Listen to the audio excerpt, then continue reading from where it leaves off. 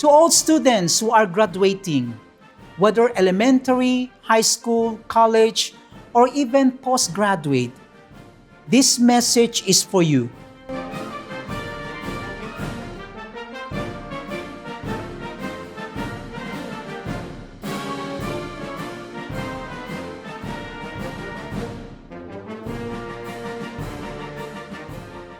Hello everyone, welcome to our Daily Manna.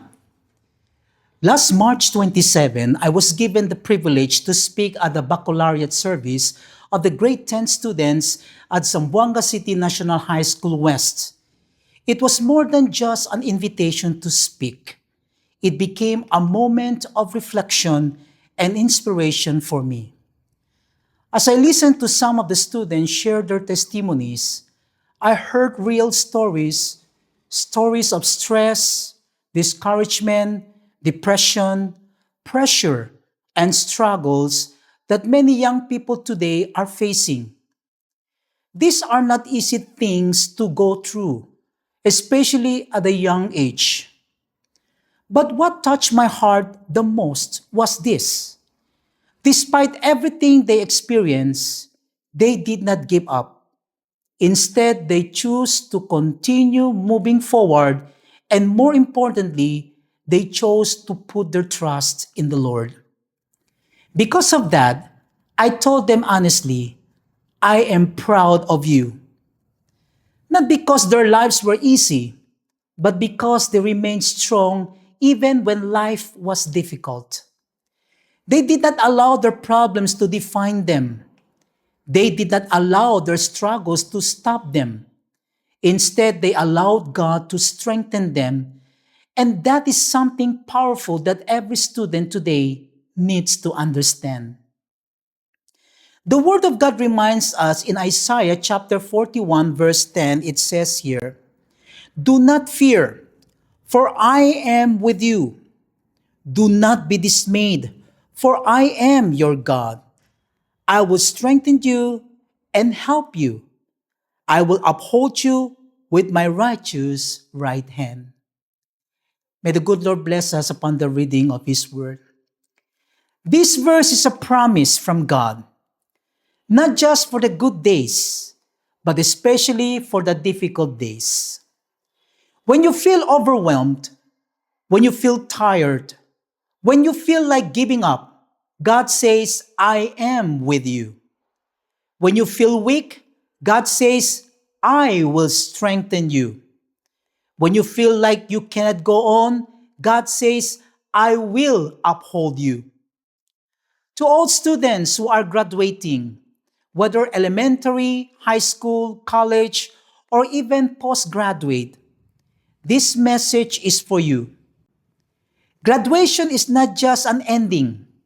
It is the beginning of a new journey. And with every new level comes new challenges, new pressures, and new responsibilities.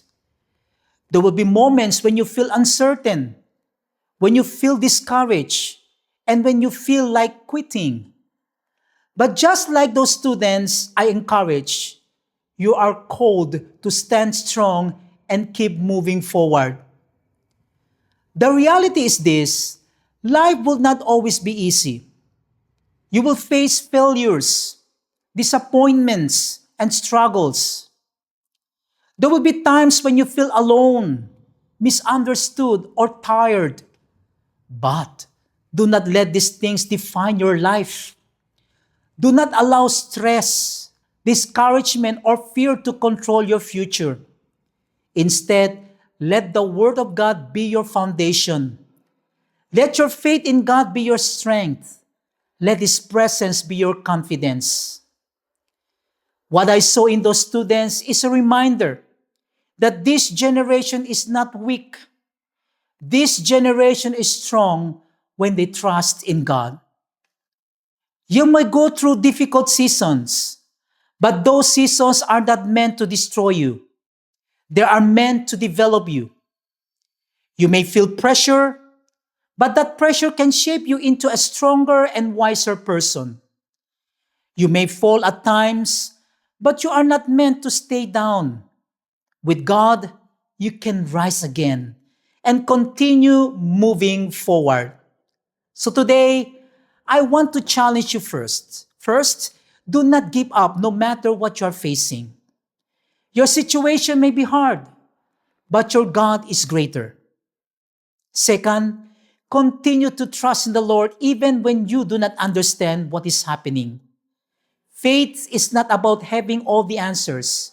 It is about trusting the one who does.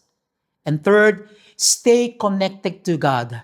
Spend time in prayer, read His Word, and allow Him to guide your life. And lastly, keep moving forward. Do not stay in your past mistakes. Do not be stuck in your struggles. Move forward with faith and courage. Let me remind you of this truth. Your struggles do not define your future. Your faith in God does. You may go through storms, but with God, you will not be destroyed. You will be strengthened. You may feel weak, but God will give you strength. You may feel lost, but God will guide your path. Let's pray. Heavenly Father, we thank you for your word and for reminding us that you are always with us in every situation.